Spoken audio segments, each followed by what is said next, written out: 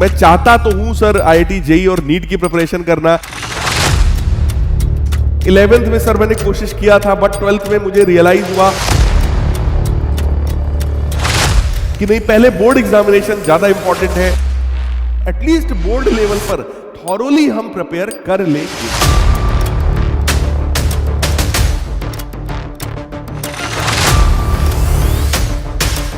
Hey guys, नमस्कार, आदाब, सत श्री अकाल एंड केम छो। This is Shailendra Pandey welcoming all of you to your wonderful platform NCERT वाला। मेरे प्यारे लाल बाल गोपाल, आज के सेशन में हम लोग बात करने वाले हैं कि आखिर आईआईटी जेई और नीट जैसे एग्जाम की प्रिपरेशन हम लोग क्लास 11-12 से ही कैसे स्टार्ट कर सकते हैं।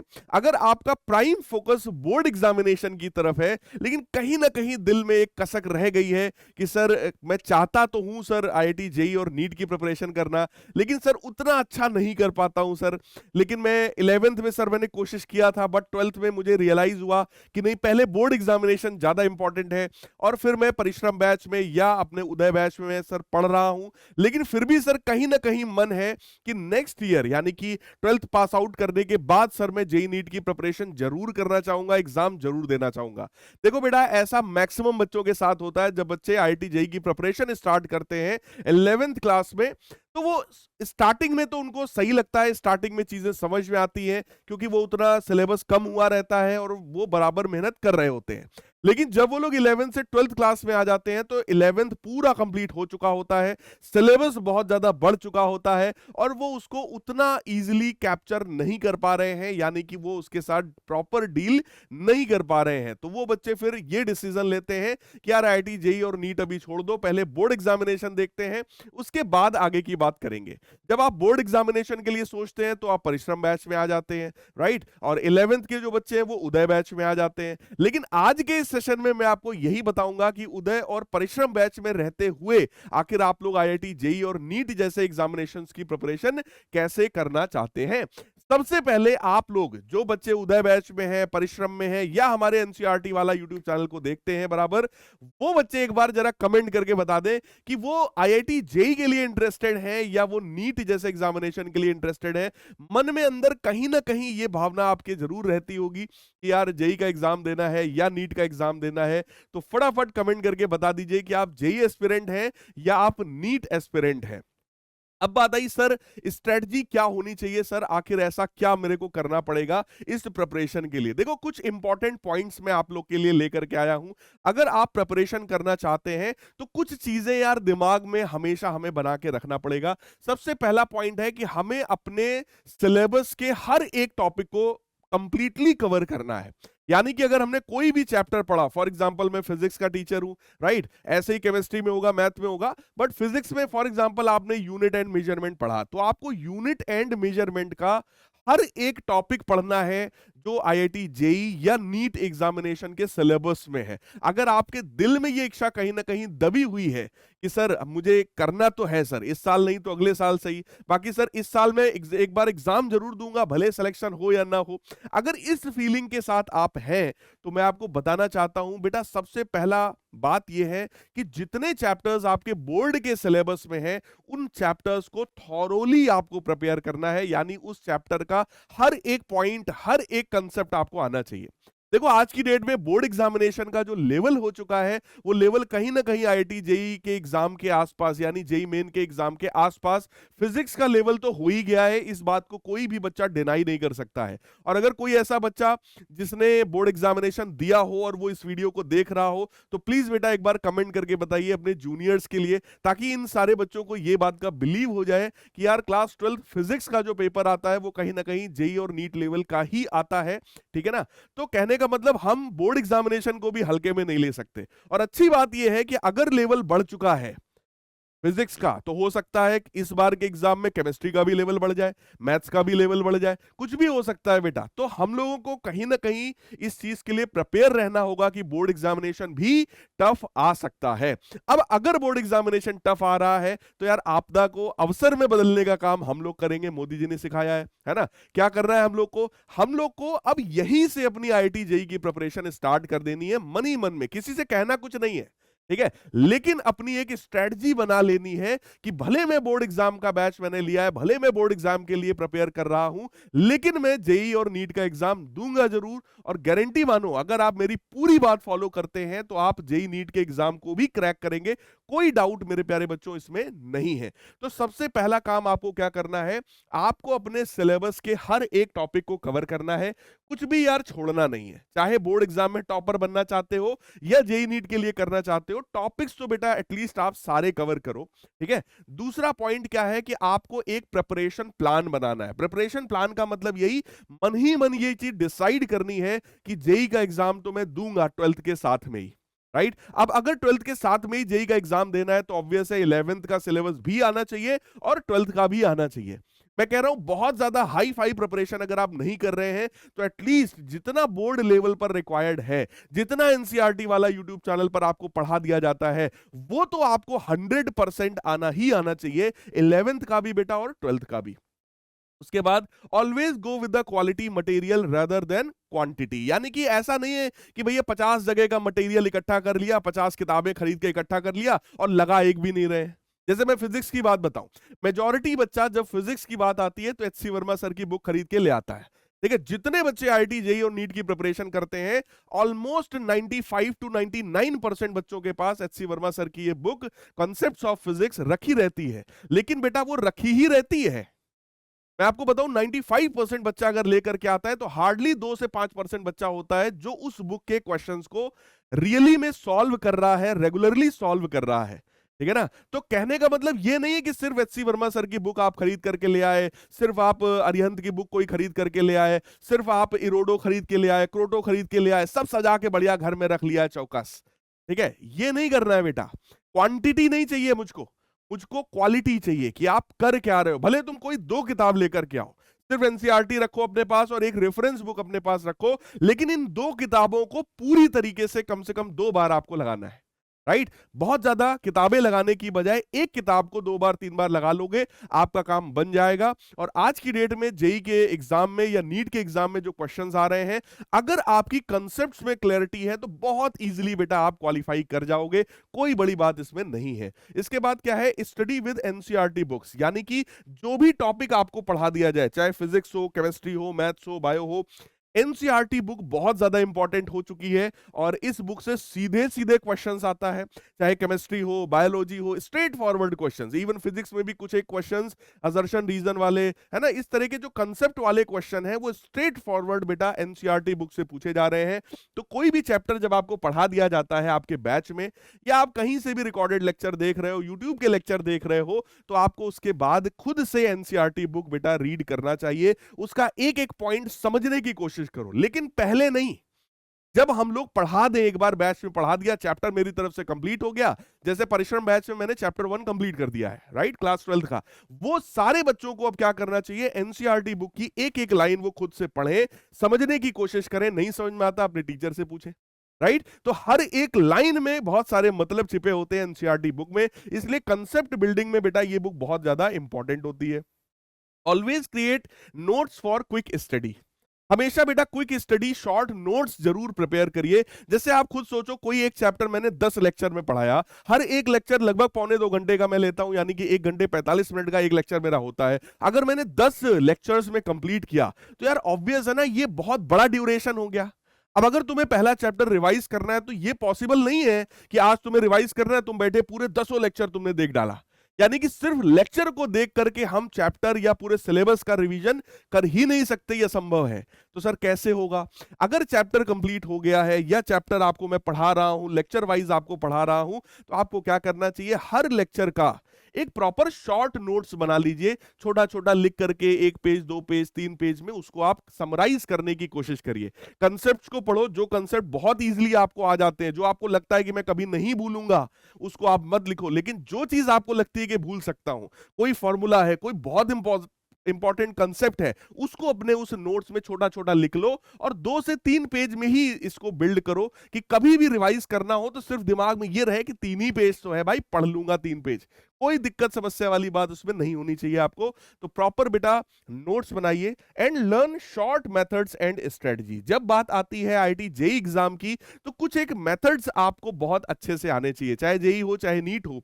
हर एग्जाम में बेटा एमसीक्यूज आते हैं, 4 ऑप्शंस होंगे, कोई एक सही होगा 3 गलत होंगे। तो आपको एमसीक्यूज की प्रैक्टिस करनी है, कैसे एमसीक्यूज को सॉल्व किया जाता है। कई बार ऑप्शन को इलिमिनेट करके भी हम काफी हद तक अपने आंसर तक पहुंच जाते हैं, ठीक है। तो ये सब कुछ जो छोटे छोटे ट्रिक्स हैं वो ट्रिक्स आपको आने चाहिए, वो आपकी प्रैक्टिस में होना चाहिए। कई बार कुछ कैलकुलेशन में ऐसी चीजें होती है जहां पे हम अप्रोक्सीमेशन लगा के आंसर तक जल्दी पहुंच जाते हैं, राइट। तो ये जो मेथड्स हैं, जैसे मैथ्स है, मैथ्स में कोऑर्डिनेट पढ़ा रहे हैं तो कोऑर्डिनेट में कई बार पॉइंट को सेटिस्फाई कराओ, उससे 1-2 ऑप्शन इलिमिनेट हो जाता है, तो एटलीस्ट आप आंसर के ज्यादा करीब पहुंच पाएंगे। तो ये सब कुछ जो छोटे छोटे टिप्स हैं, ये टिप्स अपने दिमाग में रखो, इनको प्रैक्टिस करने की कोशिश करो कि अगर आप बार बार आपके दिमाग में आता है कि नहीं यार करना तो है भाई साहब, जेई और नीट आज नहीं तो कल करना तो है ना। फिर अगला क्या है, क्लियर योर बेसिक कंसेप्ट। यार पेपर बहुत ज्यादा कंसेप्चुअल आ रहा है तो बेसिक कंसेप्ट बहुत क्लियर होने चाहिए, ठीक है। इसी बेसिक कंसेप्ट को क्लियर कराने के लिए परिश्रम बैच के स्टार्टिंग में भी बेसिक मैथ पढ़ाया, फिर यहाँ एनसीईआरटी वाला यूट्यूब चैनल पर आकर ब्रिज कोर्स हम लोग लाए 11th के लिए भी 12th के लिए भी, ताकि पहले फंडामेंटल तो स्ट्रांग हो जाए। और वो बेसिक हर चैप्टर में बेटा होता है, वो बेसिक बहुत स्ट्रांग होना चाहिए। कोई भी डेफिनेशन याद कर रहे हो ना तो उसको फील करो, उसके हर एक पॉइंट को, हर एक वर्ड को फील करो, जो लिखा है वो क्या लिख रहे हो, केवल रटना नहीं है, उसको अपने दिल दिमाग तक बैठालना है कि अगर गॉस लॉ होता है तो क्या होता है, एग्जैक्टली क्या है, चार्ज कौन सा होगा, अंदर का बाहर का, इलेक्ट्रिक फील्ड कहां की होगी, अंदर की बाहर की या सबकी। ये कंसेप्ट एकदम क्लियर होना चाहिए। अगर आप लॉ लगा रहे हो, कोई भी फॉर्मूला है, उसका हर एक मतलब पता होना चाहिए, ये वाला लॉ कहां लगेगा, कब लगेगा, किन कंडीशंस में लगेगा, ये सब आपके दिमाग में क्लियर होना चाहिए। इसके बाद बेटा अगला है work on high weightage topics. आपको यह पता करना है कि जेईई मेन के एग्जाम में आखिर ज्यादा वेटेज वाले टॉपिक्स कौन से हैं, उनको पहले कर लेना है। नीट में कौन सा ऐसा टॉपिक है जिसका वेटेज ज्यादा है, उनको एटलीस्ट प्रायोरिटी पे रखना है कि ये तो बिल्कुल नहीं छोड़ेंगे और इनको एटलीस्ट बोर्ड लेवल पर थॉरोली हम प्रिपेयर कर लेंगे, राइट। उसके बाद solve last years examination papers, यानी कि आपको पीवाईक्यूज सॉल्व करने हैं। अगर जेई के एस्पिरेंट हो तो जेई के पीवाईक्यूज सॉल्व करो लास्ट 5 साल के, नीट के हो तो नीट का लास्ट पीवाईक्यूज 5 साल का आप सॉल्व करिए। आपको एक आइडिया लग जाएगा कि आखिर ये किस लेवल के क्वेश्चंस आपसे पूछ रहे हैं। और मैं आपको बताऊं, अगर आप बोर्ड एग्जामिनेशन में आप 100% आपका प्रिपरेशन है तो बेटा गारंटी है कि आप ये पीवाईक्यूज में भी लगभग 70-80% पीवाईक्यूज आप बना लेंगे, आपसे सॉल्व हो जाएगा। केवल 10 से 20% होंगे जो आपसे फंसेंगे, और जो पीवाईक्यूज आपसे फंस जा रहे हैं, ठीक है, उनके सोल्यूशन को देखने की कोशिश करो, ठीक है। लेकिन पहले कंसेप्ट्स में क्लैरिटी लाओ कि 70-80% तो आपका एटलीस्ट अच्छे से सॉल्व हो जाए। किसी भी कॉम्पिटिटिव एग्जाम में ना 100% करने की जरूरत आपको नहीं है। अगर आप AIR 1 लाना चाहते हैं, जैसे नीट में देखो 720 में बच्चे 720 ले आए, अगर AIR 1 लाना है तो ऑब्वियस है उसकी प्रिपरेशन अलग होती है, उसके लिए आप स्पेसिफिक जेईई या नीट का बैच लेते हो और उसमें पढ़ाई करते हो। लेकिन अगर AIR 1 नहीं लाना है, आपको 720 में 720 नहीं चाहिए, आपको इतने मार्क्स चाहिए कि आप एक अच्छे डिसेंट गवर्नमेंट कॉलेज में आप सेलेक्ट हो जाएं और आप भी एक डॉक्टर कहलाएं, आप भी एक प्रॉपर इंजीनियर कहलाएं, एक अच्छे एनआईटी में आपका सिलेक्शन हो जाए। अगर ये आपका एम है मेरे प्यारे बच्चों, तो आपको ये चीज फॉलो करना चाहिए, राइट। अब बात ये आई कि sir practice mock test papers, यानी कि अगला पॉइंट क्या है, कुछ मॉक टेस्ट पेपर्स प्रैक्टिस कर लो, वो एग्जाम के टाइम में। जब एग्जाम आपका जेई का होगा, नीट का होगा, उसके 1-2 महीना पहले आप मॉक टेस्ट पेपर कम से कम 5-6 पेपर आप प्रॉपरली अटेम्प्ट कर लीजिए। आपको यह फील आ जाए कि यार एग्जाम में 3 घंटे लगातार बैठना कैसे है, ठीक है ना। 3 घंटे कंसंट्रेशन आपका बन पा रहा है कि नहीं बन पा रहा है, इसकी प्रैक्टिस अभी से शुरू कर दो। यानी जब कोई टीचर आपको पढ़ाता है ना एक बैच में, कंटिन्यूअस आपकी मिनिमम 3 घंटे बैठने की आदत होनी चाहिए। मैं देखता हूं जनरली बच्चे 1 घंटे पार हुआ, 1.5 घंटा पार हुआ, बस लिखना शुरू कर देते हैं, सर प्लीज बैच को एंड कर दीजिए, एंड कर दीजिए, एंड कर दीजिए। लेकिन बेटा मिनिमम 3 घंटे बैठने की कोशिश करो, प्रैक्टिस करो, वो भी कंसंट्रेशन से। यानी 3 घंटे लगातार तुम्हें पढ़ाया जाए तो तुम आराम से पढ़ोगे, तुम्हें दिक्कत नहीं होनी चाहिए, क्योंकि बोर्ड एग्जाम भी 3 घंटे का है, तुम्हारे जेईई नीट का पेपर भी 3 घंटे का है, तो ये आदत बना लो। उसके बाद revise the topics in last few days, यानी कि आखिरी के जो कुछ दिन बचेंगे उसमें आपको 11th के भी सारे टॉपिक्स को रिवाइज कर लेना है। 12th तो आप लोग पढ़ ही रहे हैं, अगर आप 12th के एस्पिरेंट है तो, है ना। Do exercise and eat healthy, यानी कि अपनी थोड़ी सी फिटनेस पर भी ध्यान दो। अब ये नहीं कि जिम चले गए, रोज 2 घंटे जिम बढ़िया एकदम चौकस कर रहे हैं, एकदम डोले सोले बना रहे हैं, नहीं चाहिए भाई, ये नहीं चाहिए। फिटनेस चाहिए, फिटनेस चाहिए। धोनी को देखा है ना, धोनी को देखा, विराट कोहली को देखा है ना, क्या वो सब बॉडी बिल्डर्स है? क्या सबके मसल्स है? नहीं है। बाइसेप नहीं बनाना, ट्राइसेप नहीं बनाना अपने को भाई, अपने को फिटनेस चाहिए कि हमारा मन दिमाग कंसंट्रेटेड रहे, हम आराम से 2 घंटे 3 घंटे 4 घंटे पढ़ सकते हैं, हल्का फुल्का दौड़ सकते हैं, तो आप हल्की रनिंग कर लीजिए, वॉकिंग कर लीजिए, ठीक है। ये अपने आप में बेस्ट एक्सरसाइज होती है। हल्का फुल्का योगा कर लीजिए, व्यायाम कर लीजिए, जो आप करना चाहते हो, जो आपको अच्छा लगता है। जिम भी जाते हो, आधे 1 घंटे जाकर के जिम करो, प्रॉपर अपना लौट करके आओ, फ्रेश होकर के अपना पढ़ना शुरू। ये नहीं कि जिम 2 घंटे किया, लौट के आया, 2 ढाई घंटे सो रहे, 5 घंटा जिम चला गया, ये नहीं होना चाहिए बेटा, है ना। तो अपने आप को आपको फिट रखना है, हेल्दी रखना है, बहुत ज्यादा जिम विम की जरूरत हमको नहीं है। अब बात आई सर थोड़ा फिजिक्स के टीचर हो, एटलीस्ट इतना तो बताई दो सर, इंपॉर्टेंट या वेटेज किस चैप्टर का क्या होता है। तो बेटा इलेक्ट्रोस्टैटिक्स वाला जो चैप्टर है, क्लास 12th का चैप्टर आपका है, और इससे देखा गया है कि एग्जाम में एक क्वेश्चन ऑलमोस्ट बनता ही बनता है, तो लगभग 3.3%, ठीक है। उसके बाद सेकंड चैप्टर में एक टॉपिक आता है कैपेसिटर्स, है ना, ये भी 12th का है, इससे भी एक क्वेश्चन लगभग देखा जाता है एग्जाम में। एसएचएम जो है वो क्लास 11th का चैप्टर है, जिसका नाम है वेव्स, राइट। तो ऑसिलेशन, वेव्स, एसएचएम, एसएचएम पर एक क्वेश्चन, चाहे जेई हो, नीट हो, लगभग एक क्वेश्चन तो आपको मिलेगा ही मिलेगा। उसके बाद बेटा साउंड वेव्स है, ये भी 11th का टॉपिक है, एक क्वेश्चन इससे मिलता है। इलास्टिसिटी और modulus of elasticity, Young's modulus, bulk modulus, इन पर एक क्वेश्चन जो है अक्सर देखा जाता है कि ये पूछा जा रहा है। एरर वाला जो टॉपिक है ये भी 11th का टॉपिक है, इससे भी एक क्वेश्चन, यानी कि एरर एनालिसिस आपको आना चाहिए, एरर कैसे कैलकुलेट किया जाता है, राइट। उसके बाद बेटा सर्कुलर मोशन का जो बेसिक कंसेप्ट है, सेंट्रीपिटल फोर्स कहां से आएगा, कैसे आएगा, ये सारी चीज आपको बेसिक एटलीस्ट इसका पता होना चाहिए। इलेक्ट्रोमैग्नेटिक वेव जो कि आपका 12th का टॉपिक है, इससे भी एक क्वेश्चन देखा जा रहा है ईएम वेव से, कि भाई इलेक्ट्रिक फील्ड की एनर्जी डेंसिटी कितनी है, मैग्नेटिक फील्ड की कितनी है, इंटेंसिटी वहां पर कितना है, मोमेंटम कितना है वेव का, ये सारी चीजें बेटा पूछी जाती हैं। इसके बाद सेमीकंडक्टर जो कि क्लास 12th का एक आखिरी चैप्टर है, ठीक है, इससे भी एक क्वेश्चन देखा जा रहा है, और मैं बताऊं एकदम बउआ छाप चैप्टर है, और बहुत ही आसान क्वेश्चन आता है जब भी मॉडर्न फिजिक्स से आपसे क्वेश्चन पूछा जाता है, नॉर्मल होता है। इसके बाद magnetic effect of current and magnetism, class 12th का ये चैप्टर है, इससे 2 क्वेश्चंस पूछे जा रहे हैं, यानी कि इसका वेटेज बढ़ रहा है, आप देखो, राइट। उसके बाद अल्टरनेटिंग करंट, ये भी क्लास 12th का है, इससे भी लगभग 2 क्वेश्चंस पूछे जा रहे हैं, वेटेज बढ़ चुका है। Kinetic theory of gases and thermodynamics, ये क्लास 11th का है, लेकिन इससे भी 2 क्वेश्चन पूछे जा रहे हैं। तो इससे दिमाग में ये रखना है कि यार 11th का कौन सा चैप्टर है जिसका वेटेज ज्यादा है, ठीक है, इसीलिए मैं लिख दे रहा हूं। काइनेमेटिक्स ऑब्वियस है, क्लास 11th का है, ठीक है, बेसिक चीज है, लेकिन इससे भी 2 क्वेश्चंस लगभग बन रहे हैं।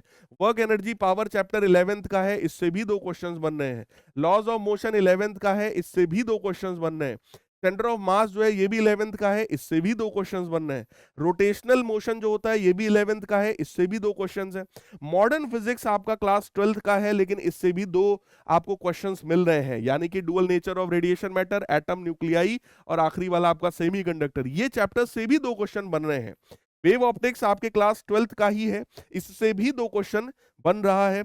करंट इलेक्ट्रिसिटी ये भी आपका 12th का है, इससे 3 क्वेश्चन बन रहे हैं, यानी कि करंट इलेक्ट्रिसिटी का वेटेज लगभग देखा गया है कि एग्जाम में कई बार बढ़ जाता है। तो मेरे प्यारे बच्चों, आपको ये दिमाग में ये क्लियर होना चाहिए कौन सा चैप्टर 12th का है, कौन सा 11th का है, किसका वेटेज कितना है। अब देखो, वेटेज बताने का ये मतलब नहीं है कि सर आपने तो कहा था अल्टरनेटिंग करंट से 2 क्वेश्चन आएगा ही आएगा।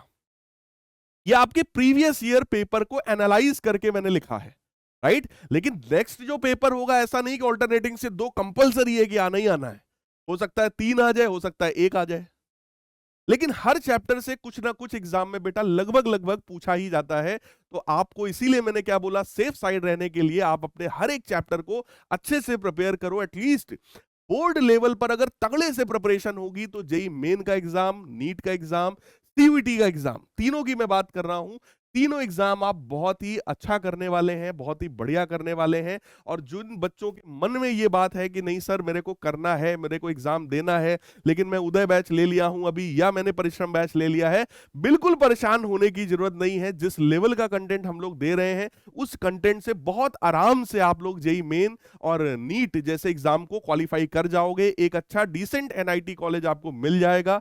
ठीक है, जो बच्चे बहुत डेडिकेटेड होंगे वो आईआईटीज में भी चले जाते हैं। लास्ट ईयर भी बच्चे कुछ गए हैं, इस साल भी बच्चे जाएंगे, इसमें कोई दिक्कत वाली बात नहीं है, कोई डाउट इसमें नहीं है। राइट? तो मेरे प्यारे लाल बाल गोपाल, खूब मन से पढ़ाई करिए, जी तोड़ पढ़ाई करिए। कमेंट करके सब लोग बता दीजिए क्या ये स्ट्रेटजी आपको काम की लगी है, क्या आज से थोड़ा सा मोटिवेशन आपका बढ़ा है कि नहीं सर भले हम उदय बैच के हैं, परिश्रम बैच के हैं, लेकिन सर हम परिश्रम करेंगे और हम जेई नीट जैसे एग्जामिनेशन को फोड़ के दिखाएंगे। फटाफट कमेंट करके बता दीजिएगा कितने बच्चों का मन है कि हाँ सर मैं करना चाहता हूं और सर मैं करूंगा, जैसा आप बता रहे हैं वैसा मैं बिल्कुल करूंगा। और ये जो स्ट्रेटजी आपको आज मैंने बताया है ये बोर्ड्स के लिए भी कारगर है। अगर आप ऐसा काम कर रहे हैं तो बोर्ड्स में भी फायदा मिलेगा। राइट? आपको जेई में भी मिलेगा, नीट में मिलेगा, सीयूईटी जैसे एग्जाम में मिलेगा, क्योंकि इन सभी एग्जामिनेशन में बेसिक चीजें आती हैं ज्यादा।